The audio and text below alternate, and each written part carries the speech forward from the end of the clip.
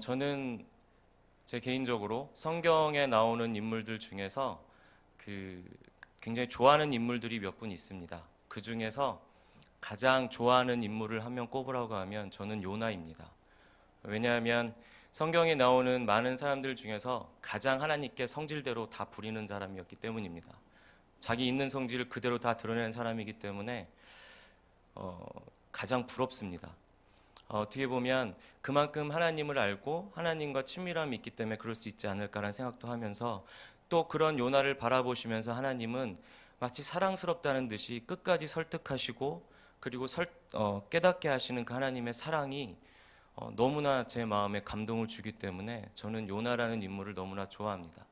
그리고 또 반항적인 기질도 제가 좀 많이 닮아서 저도 요나를 굉장히 좋아하곤 합니다. 그래서 다른 성경에 비해서 요나서를 좀 더 자주 읽긴 하는데요. 짧아서가 아니고 제가 좋아하기 때문에 자주 읽곤 하는데, 요나서를 읽을 때마다 제 개인적인 생각으로는 이 요나서는 정말 깊고 알면 알수록 어렵구나.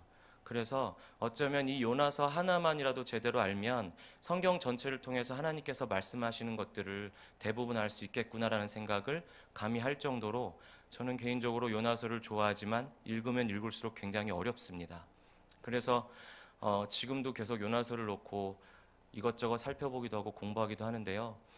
오늘 성도님들과 함께 이 요나서에 대해서 한번 좀 같이 봤으면 좋겠습니다. 요나가 살던 그때 당시는 BC 한 760년경, 그러니까 700년대 중반대라고 보시면 되는데요. 그때는 북이스라엘의 여로보암 2세가 통치하던 때입니다. 그때 당시에 좀 지리적인 위치나 역사적인 걸 좀 보자면, 이스라엘을 중심으로 해서 위쪽에 한 11시나 12시 방향에 보면 아수르가 있었고요. 그 다음에 한 2시나 3시 방향에 걸쳐서는 그 바벨론과 메데라는 지역이 있었고, 그 다음에 그 이스라엘 아래쪽으로 보면 우리가 잘 아는 애굽이 있었습니다. 그러니까 이스라엘은 아수르가 애굽을 치기 위해서 가야만 하는 그 길목이었기 때문에 항상 아수르의 침략을 당하는 위치에 있었습니다. 아수르라는 나라는 우리가 에덴 동산에, 그러니까 창세기에서 본 에덴 동산에서 흘러나오는 4개의 강 물줄기 중에서 티그리스와 유프라테스 강, 그 강의 상류를 중심으로 해서 일어난 나라입니다. 잘 아시겠지만 강의 상류는 척박하고 뭐를 심어도 나지 않는 곳입니다. 그렇기 때문에 아수르라는 나라도 기후도 굉장히 안 좋았기 때문에 변화무쌍하고 좋지가 않아서 뭐 정착 생활해서 농작물을 심고 걷어서 생명을 영위하기가 녹록지 않은 곳이었습니다.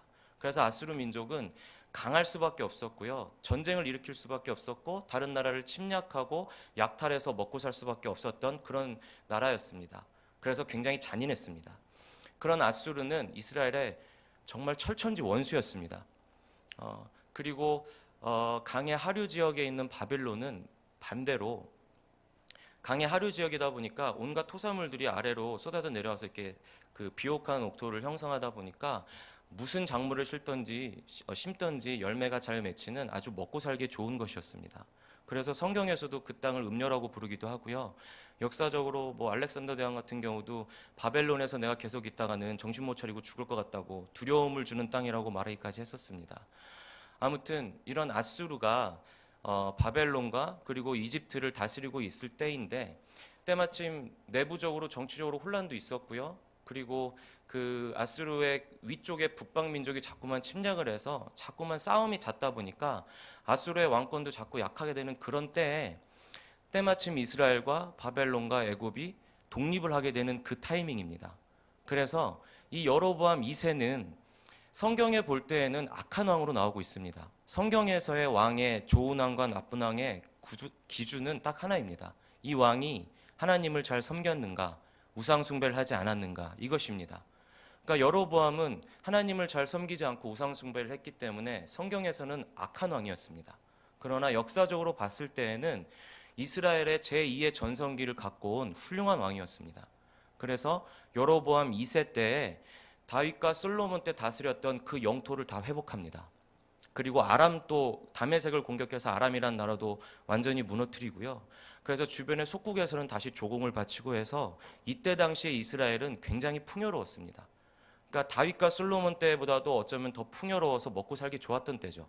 그러다 보니까 유대인들, 특히 귀족층은 그 선민의식이 더 높게 올라가 있을 때고요. 그래서 이방 민족들이나 노예들을 굉장히 멸시할 때입니다. 그러니까 이 특권의식이 하늘을 찌를 때인 것이죠. 그렇기 때문에 호세아나 아모스 선지자는 이러한 이스라엘 백성이 하나님의 은혜를 모르고 두려워하지 않고 이방인들을 통해서 멸망하게 될 것이다라고 그렇게 말씀하고 있는 것입니다. 그런데 여로보암 2세가 이렇게 땅을 회복하고 전성기를 갖고 올 것이라고 예언한 선지자가 바로 요나입니다. 열왕기하의 14장 25절의 말씀을 잠깐 보시겠습니다. 열왕기하 14장 25절에 보시면 이스라엘의 하나님 여호와께서 그의 종 가드에벨 아미떼의 아들 선지자 요나를 통하여 하신 말씀과 같이 여로보암이 이스라엘 영토를 회복하되 아마 너기에서부터 아라바 바다까지 하였으니. 아멘. 그러니까 훌륭한 선지자라는 기준은 또 하나님께서 말씀하신 것을 예언하고 그 예언이 성취되면 훌륭한 선지자입니다. 그렇다면 우리가 충분히 상식적으로 알 수 있는 것은 요나는 그때 당시에 적어도 이스라엘 백성들에게 존경받는 훌륭한 선지자였습니다. 그 말의 영향력은 컸을 것입니다. 그리고 모르긴 몰라도 왕에게도 신뢰받는 인물이었을 것입니다. 왜냐하면 요나가 예언한 대로 이루어졌으니까요. 그러니까 우리가 알듯이 그냥 요나는 불순종한 선지자, 그래서 겁이 많아서 도망가고 또 하나님한테 혼나서 다시 회개하고 갔다가 다시 하나님께 불평하는 것으로 끝내는 선지자, 약간 좀 찌질한 이미지가 있지만 사실은 그렇지가 않습니다. 요나라는 사람은 당대의 하나님을 가장 잘 안다는 사람이었고요.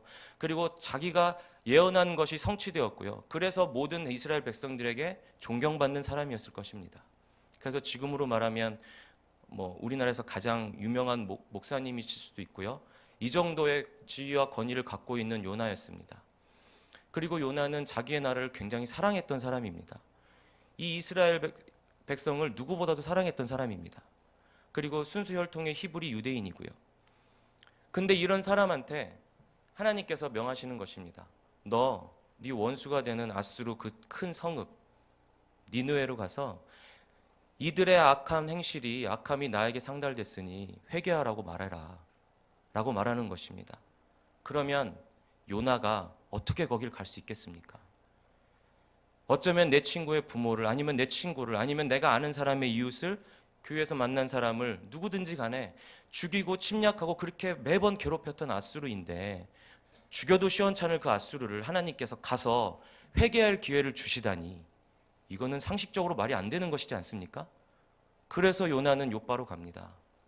그래서 다시스행에 뱃삭을 지불하고 배를 타고 다시스로 갑니다. 지금이야 운송 수단이 많이 발달해서 비행기를 타면 20시간, 30시간 정도만 하면 지구 반대편까지도 갈 수 있고요.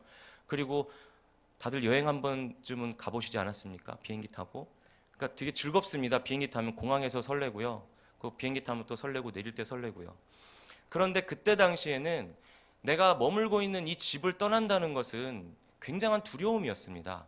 특히 시족사회거나 부족국가거나 이런 때에는 정말 죽을 것과도 같은 내 삶의 터전을 떠나는 것이니까요. 그럼에도 불구하고 요나가 다시스행을 선택했다는 것은 죽으러 가는 겁니다. 자기가. 다시스는 지금의 스페인이라고 하는데요. 그 거리가 어마어마합니다. 우리가 역사 시간에도 배웠듯이 영국에서 신대륙으로 아메리카로 이렇게 사람들을 이주시키던 때가 있지 않았습니까? 그때는 내부적으로 정치적으로나 종교적으로 밀려난 청교도들이랑 그 다음에 신흥 상인 세력들, 그래서 귀족들 눈밖에 난 상인 세력들이나 아니면 사형 선고를 받은 죄수들이나 그에 준하는 죄수들이 배에 실려서 강제로 이주됐습니다. 그러니까 그들도 영국에서 살 수 없으니까 죽기 아니면 까무러치기로 가는 거였고요. 보내는 사람들도 죽기를 바라서 보내는 거였습니다. 마찬가지로 요나는 이 먼 곳으로 배를 타고 간다는 것은 죽는다는 것을 알고 간 것입니다. 그렇기 때문에 아마 이런 마음을 품었던 것 같습니다. 하나님을 내가 믿지만, 하나님이 전능하심을 알지만, 그러나 내가 이스라엘을 떠나서 최대한 멀리 가면 하나님의 영향력이 나한테 미치지 않지 않을까? 하나님이 그럼에도 불구하고 나를 어떻게 붙잡으실 수 있겠어? 그러니까 여호와의 낯을 피하여 가는 것입니다. 그리고 또 하나는, 그래 하나님, 난 하나님이 시키신 거 할 수 없습니다. 이게 말이 되는 소리입니까? 내가 어떻게 살아오고 이스라엘 백성이 어떤 고난과 고초를 겪어왔는지 잘 아시는 하나님께서 어떻게 우리에게 원수에게 회개할 기회를 주시라고 내 입을 통해서 그걸 선포케 하십니까? 난 못합니다. 차라리 난 죽겠습니다. 라고 목리를 부리는 걸지도 모릅니다. 어찌됐건 간에 그 배를 올라타게 되고요. 그 배가 떠나자 하나님은 아니나 다를까 폭풍을 통해서 바다를 흔드시고 배를 뒤흔드십니다. 그 안에 있는 선원들은 정말 혼비백산해서 그 원인을 찾기에 바쁩니다. 도대체 어느 신을 섬기는 누구의 죄 때문에 이런 일이 있는지 밝혀내야겠다. 그러면서 제비 뽑기까지 합니다. 그러면서 요나를 발견하죠. 배 깊숙한 곳에서 잠들어 있는 요나를 발견하고 이렇게 얘기합니다. 이 상황에서 어떻게 잠들 수 있는가? 당신은 어디에서 왔으며 생업이 무엇이며 어느 민족 사람이냐? 그러니까 그때 당시의 사람들도 우리 사람이 짓는 죄들, 그러니까 우리가 사람이 살면서 겪는 여러 가지 자연재해나 이런 안 좋은 고난들은 내가 삶을 영위하면서 짓는 죄들로 인함이라고 이렇게 알고 있었던 것 같습니다. 그러니까 질문이 어디서 왔으며 무슨 일을 하고 어느 민족인지를 묻지 않습니까? 그 요나가 이렇게 대답합니다. 자기 때문에, 그러니까 악한 사람은 아닌 거죠. 아주 용기 있게 저 같으면 숨길 수도 있을 것 같은데 나는 히브리 사람이고 이 사단은 나 때문에 난 거다. 내가 하나님의 말씀을 거역해서 불순종해서 지금 이런 일이 일어났으니까 나를 바다에 던지면 된다. 그래서 거기 있는 선원들은 요나를 살리기 위해서, 그래도 죽일 수는 없으니까 참 괜찮은 사람들인 것 같습니다. 참 그런 사람을 만나기 쉽지 않은데, 근데 그 사람들은 막 안간힘을 써서 뱃머리를 무트로 대려고는 하는데 도저히 여의치 않자 그제서야 이제 하나님께 제사 드리듯이 기도하고 제물로 요나를 바칩니다. 그리고 바다는 바로 잠잠해집니다. 하나님의 뒤처리는 참 깔끔합니다. 원하시는 걸 이루시면 군더더기가 없습니다. 그리고 요나는 우리가 2장에서 잘 알듯이 죽음을 경험합니다. 스올의 뱃속에 빠지고요. 그리고 산 뿌리까지 내려가게 되고요. 그리고 내가 올라오고 싶어도 땅에 빗장이 걸려서 올라올 수 없다고 합니다. 그런데 그 죽음의 문턱에서 지옥에서 하나님께서 내 생명을 건져내셨다고 고백을 합니다. 그리고 내가 다시 하나님의 성전을 바라보고 구원은 여호와께 있음을 고백하고 그리고 하나님께 언약한 것을 내가 지킬 것이라고 맹세합니다. 그 기도를 들으신 하나님께서는 다시 물고기를 통해서 요나를 무트로 뱉어내게 하십니다.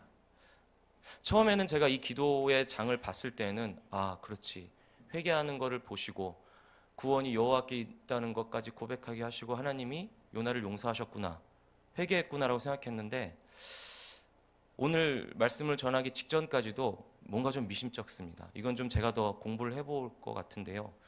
요나가 회개를 한 것 같지가 않습니다. 그러니까 100% 회개를 했다면 하나님 정말 저의 불순종을 용서하시옵소서, 제 생각으로 하나님을 재단한 걸 용서하시고 뭐 구구절절히 나와야 되는데 내용이 그렇게 회개에만 치중된 것 같지는 않습니다. 그래서 잘 보시면 뭐 하나님께 저들은 불순종한데 나는 이렇게 했다는 얘기도 나오기도 하고요, 감사했다는 얘기도 나오고, 그런 걸 보면 한 70-80%만 조금 이렇게 반성한 것이 아닌가. 어찌됐건 그 물고기를 통해서 무트로 뱉어졌습니다. 그럼 요나의 입장에서 한번 보면 3일 밤낮을 물고기 뱃속에 있었습니다.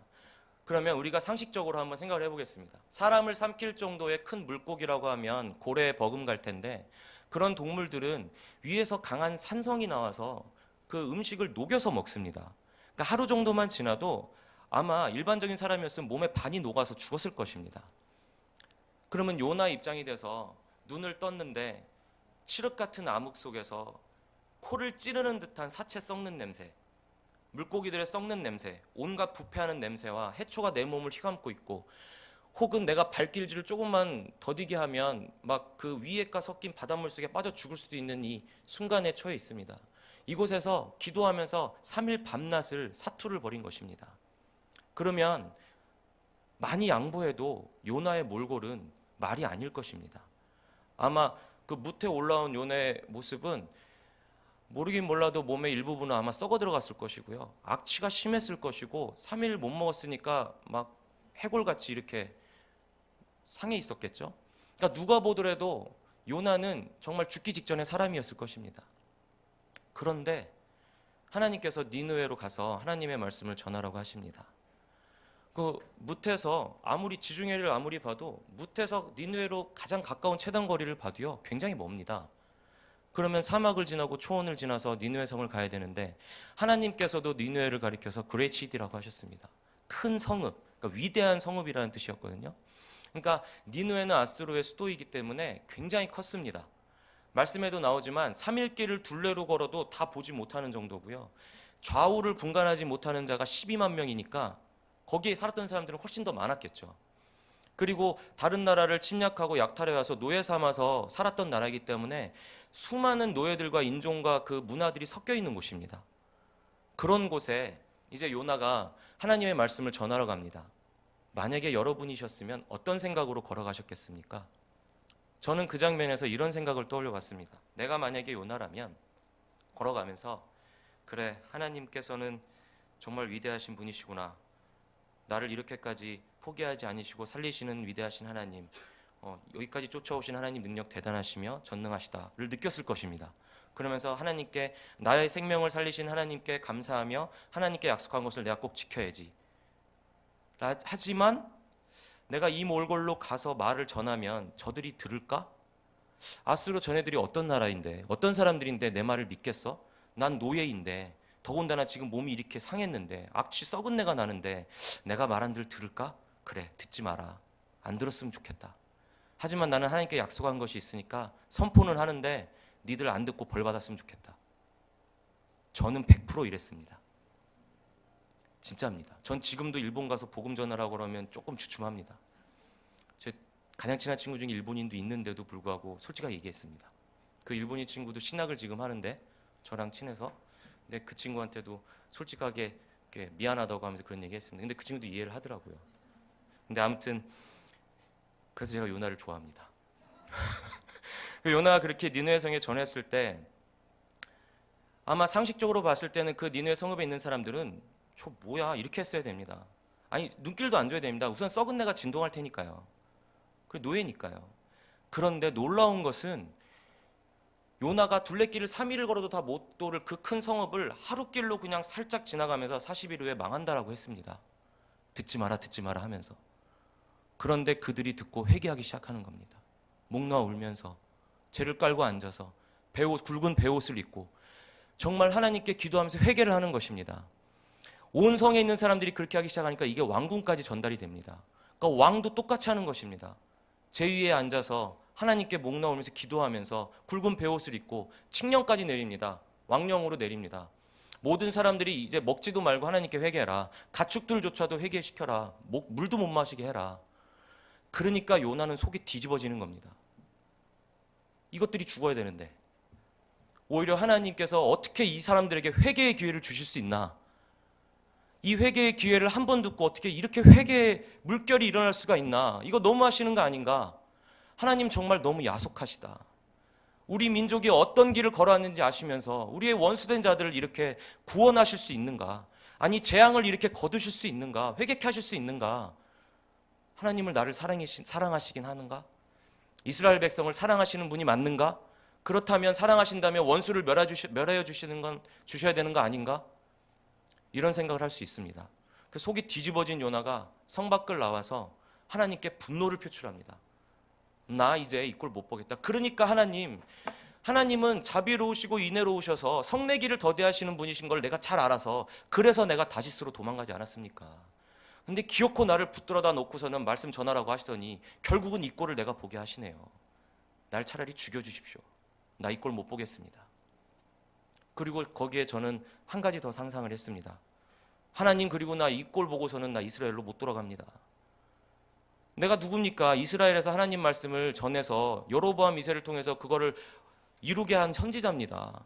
근데 내 입으로 원수들한테 복음을 전하고 이들이 회개하는 걸 보고 내 나라로 돌아가면 내 그 원망을 어떻게 다 감당합니까? 나 못 갑니다.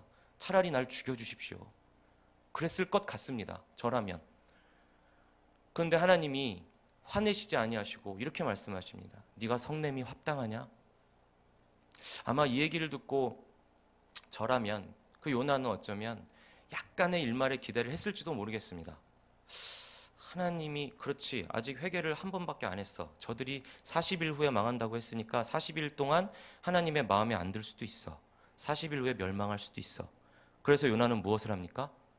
성문 밖에 동편에 초막을 짓고 지켜보기로 합니다. 이제 장기 체류를 결심한 거죠. 이제 거기서 눌러 앉아서 망하는지 안 망하는지 보겠다는 겁니다. 이건 하나님을 향한 거기도 하고 니느웨 성을 향한 거기도 합니다. 내가 두고 볼 거다. 이건 거죠. 그런데 초막에 그 시들어가니까 이제 그 사막에 태양볕이 막 내리쬐는 겁니다.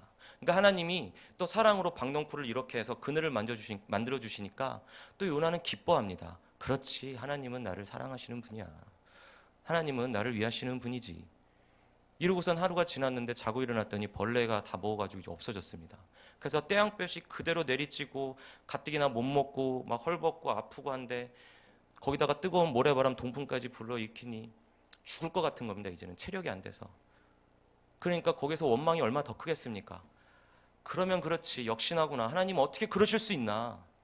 어떻게 이러실 수 있나? 하나님은 내가 이것도 지켜보지도 못하게 하시네.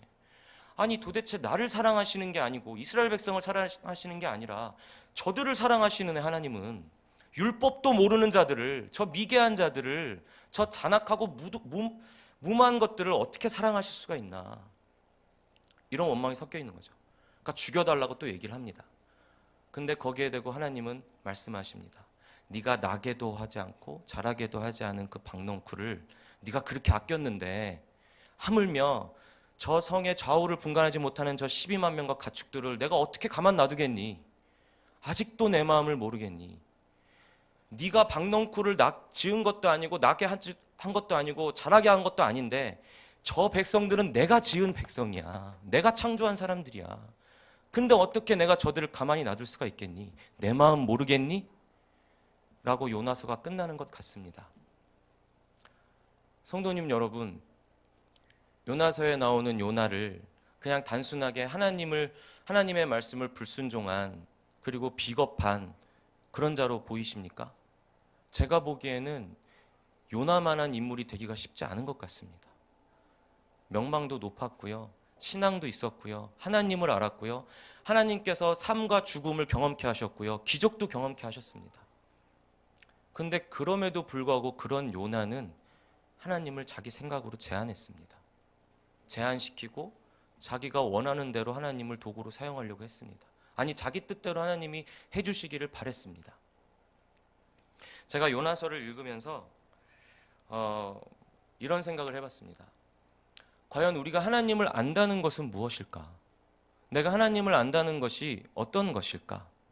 근데 가만 생각하면 생각할수록 제가 요나보다 나은 것이 전혀 없었습니다.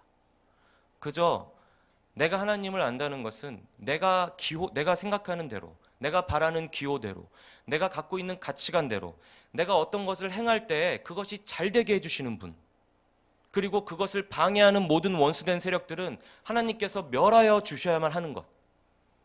그러니까 내가 만들어낸 내 성읍은 내 뜻대로만 굴러가야 되니까 하나님 노터치 하시고, 내가 정말 필요로 할 때 하나님 나를 도와주셔서 저 원수를 멸하여 주시옵소서. 그리고 내가 좀 힘들면 하나님의 낯도 좀 피해서 전 멀리도 좀 가게 좀 해주시고요. 이런 생활을 살아왔던 것 같습니다. 성도님 여러분의 삶은 어떻습니까? 내가 정말 요나보다 낫다라고 말씀하실 수 있겠습니까? 왜 하나님께서 하고 많은 성경들 중에서 요나서의 말씀을 성경 안에 주셨을까요? 요나를 통해서 우리의 삶을 비추어 봐야 합니다. 우리가 상식이라고 생각하는 신앙생활들, 상식이라고 생각하는 직장생활, 학교생활, 여러 공동체의 생활들이 사실은 내 기호에 맞춰서 하나님을 재단하고 제한하는 것들이 너무나 많습니다. 요나는 물고기에 먹히고 나서 무트로 나왔을 때 요나 정도의 학식이고 요나 정도의 사람이라면 하나님의 전능하심을 더 깨달았을 것 같습니다. 왜냐하면 우리도 알듯이 물고기는, 특히 큰 물고기는 다곤신입니다. 성경에서 보셨을 것입니다. 아수르에서도 여러 우상 중에 다곤신이 있습니다. 풍요와 다산을 상징하는 다곤신이고요.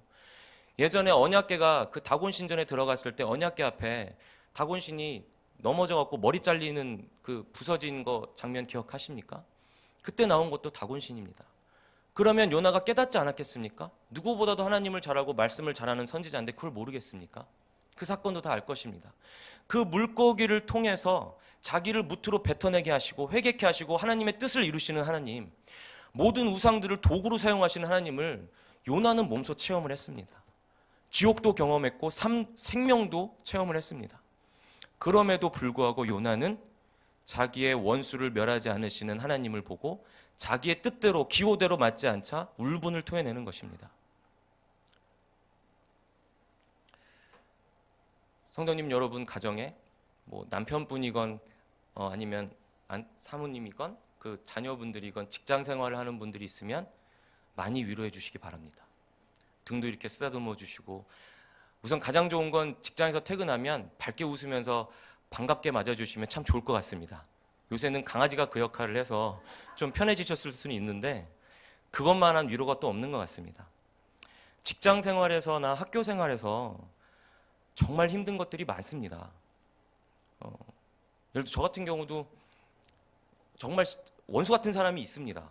꼴도 보기 싫어서, 이게 어떤 날은 이제 엘리베이터 내려갖고 사무실 이렇게 문 이렇게 띡 찍고 들어가면 열린과 동시에 그 사람의 목소리나 발자국만 들려도 숨이 턱 막힙니다.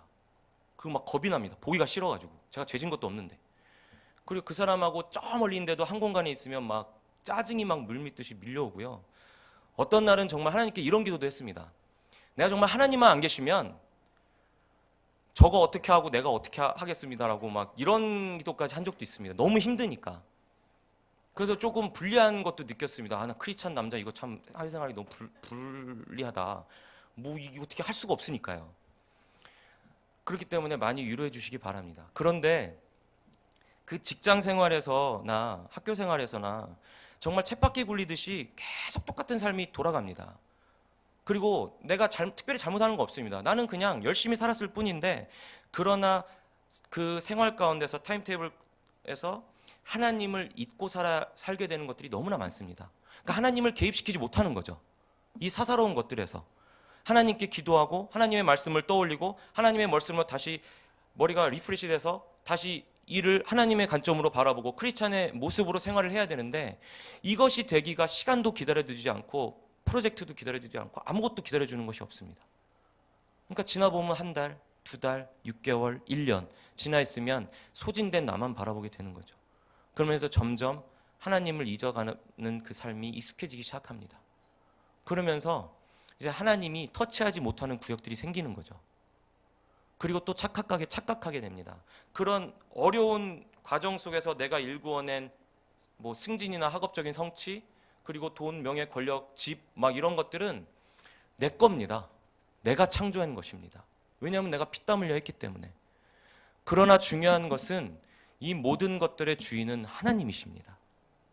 그 질서를 무너뜨리시고 잊으시면 안 되는 것입니다. 하나님께서 우리에게 맡겨주신 것입니다. 맡겨주셨다는 것은 책임을 져야 되는 것이고요. 그 목적이 있는 것입니다. 그렇기 때문에 마치 내가 만든 것인 양, 내가 그것들의 주인인 것인 양, 내 원수는 하나님께서 멸하여 주셔야 되고 내가 아꼈던 방덩쿨은 유지돼야 되는 것이 절대 아닙니다. 내 뜻대로 하나님이 움직이시는 것이 아니라 내 뜻과 생각을 훨씬 초월해서 뛰어넘으시는 전능하신 하나님의 역사 가운데 내가 도구로 쓰여야 되는 것입니다. 근데 우리는 그 반대로 요구할 때가 너무나 많습니다.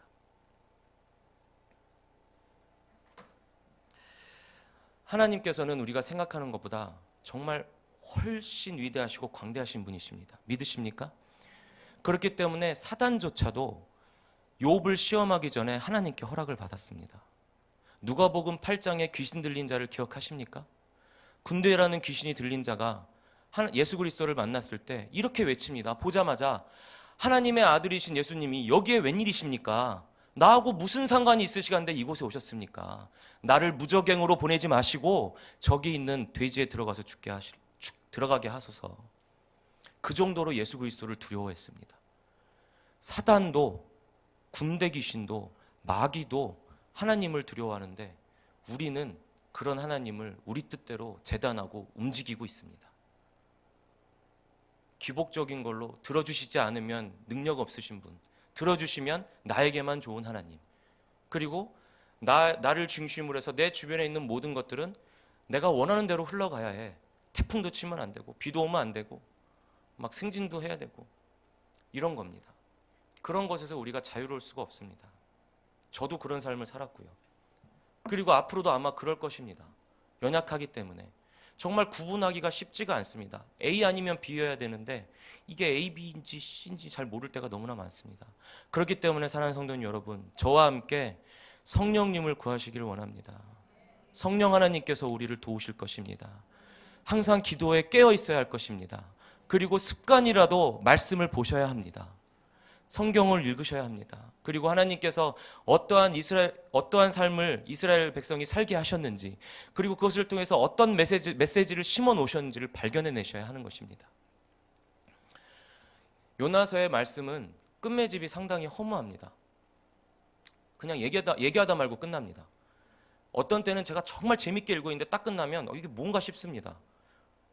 그런데 최근에 들어서 왜 이렇게 끝났을까를 계속 생각을 해보다가 한 가지 싶은 것이 있었습니다. 물론 다른 어떤 성경학자들은 이 요나서를 역사라고 인정 안 하기도 하고 요나서의 저자를 다른 사람으로 보기도 하지만 저는 요나서의 저자를 요나라고 봅니다. 그리고 그게 맞다고 봅니다. 그리고 예수 그리스도께서도 그 요나의 예를 여러 번 드셨듯이 요나는 실존했던 인물이고 이 요나서도 요나가 지었다고 생각을 합니다. 그렇기 때문에 저는 요나가 정말 철저하게 회개를 했구나 라고 믿습니다. 왜냐하면 그 증거가 요나서입니다.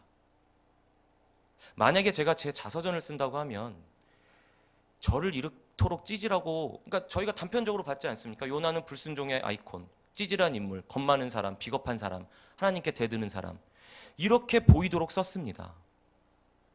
반면에 하나님의 영광, 하나님의 사랑, 하나님의 능력, 전능하심이 요나서 곳곳에 다 드러나 있습니다. 그렇다는 것은 요나는 아마 하나님께 순복하고 회개하고 겸손하게 회개했을 것 같습니다. 그래서 이 책을 썼던 것 같습니다. 그래서 우리에게 묻는 것이죠. 이 책을 읽고 있는 모든 사람들아, 당신이 나라면 어떻게 하겠니? 어떻게 할 것인가? 나처럼 이렇게 어리석게 할 것인가? 하나님을 내 구미에 맞게끔, 기호에 맞게끔 재단하고 내 뜻에 맞게끔 맞출 것인가? 그러면 안 된다. 하나님은 그런 분이 아니다. 라고 우리에게 질문을 던지는 것 같지 않습니까? 그렇기 때문에 말미에 하나님의 질문으로 끝납니다. 좌우도 분간치 못하는 저 12만 명 어떻게 할 거냐? 하물며 저들 어떻게 하겠니 내가? 너도 그 박넝쿨을 아끼는데. 하나님께서는 질서를 창조하셨습니다. 그러니까 질서를 창조하고 무너뜨릴 수 있는 분은 하나님밖에 없습니다. 그런데 우리가 보면 생활하면서 그 질서를 내 안에서부터 스스로 무너뜨릴 때가 너무나 많습니다. 저도 그랬고요. 그랬던 저를 발견하면서 너무나 놀랐습니다. 예를 들면 외로움이 느껴지면 너 외로워? 그러면 북적북적도 하는 너의 외로움을 채워줄 수 있는 곳으로 가면 돼. 너 즐겁지 않아? 그럼 너에게 쾌락을 주는 곳으로 가면 돼. 너 지치고 힘드니? 너를 리프레시 해줄 수 있는 곳으로 떠나. 네 감정이 원하는 것을 하는 게 정답이야 라고 사회는 말하고 있습니다. 공감 능력을 가장 높게 보고 있습니다. 공감이 돼? 그럼 그게 답이야 라고 가르치고 있습니다. 온갖 홍보 문구, 광고물, 마케팅 전략, 생각대로 티, 모든 게 다 내가 감정이 원하는 대로 하는 것이 맞다고 하고 있습니다. 그러면 하나님께서 만들어 놓은 질서는 무너지는 것입니다. 나의 신앙도 무너지는 것입니다. 하나님은 필요가 없게 됩니다. 내 감정만 채우면 되는 것이죠. 그래서 그걸 가장 원하는 것은 사탄밖에 없습니다.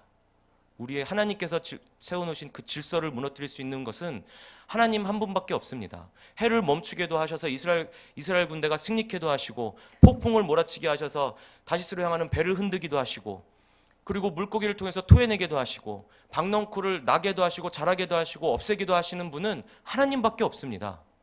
근데 피조물과 피조물끼리, 피조물인 우리가 피조물을 만든 것처럼 그것들을 소유한 자인 양, 주인인 양 행세하는 그 교만함을 우리는 항상 경계해야 될 줄로 믿습니다. 사랑하는 성도 여러분, 이 요나서를 보시면서 정말로 다시 한번 이렇게 1장부터 4장까지 나의 경우라고 생각하시면서 한번 보셨으면 좋겠습니다. 그렇다면 나라면 이 상황에 어떻게 할 것인가, 이때 어떻게 할 것인가를 보시면서 하나님께서 나를 얼마나 사랑하셨는지, 나에게 얼마나 은혜를 내려주셨는지, 그리고 예수 그리스도조차도 하나님이 만들어 놓으신 그 질서를 순종하셔서 나 대신해서 징계를 받으시고 죽으셨다는 그 사실을 떠올리시기 바랍니다. 그래서 우리는 성령 하나님께 항상 구해야 되고요, 예수 그리스도의 십자가를 붙들어야 되는 줄로 믿습니다. 우리는 연약하기 때문에 그 길이 아니면 우리 스스로가 판단하는 것조차 말이 안 되는 것입니다. 모든 것이 다 하나님이 주인이 되시고요. 우리는 그것을 대신 맡아서 다스리는 청직일 뿐입니다. 그래서 그 소유권을 아버지 하나님께 철저하게 드리시길 바랍니다. 할렐루야. 오늘 함께 나눈 이 말씀을 기억하시면서 함께 찬양하시겠습니다.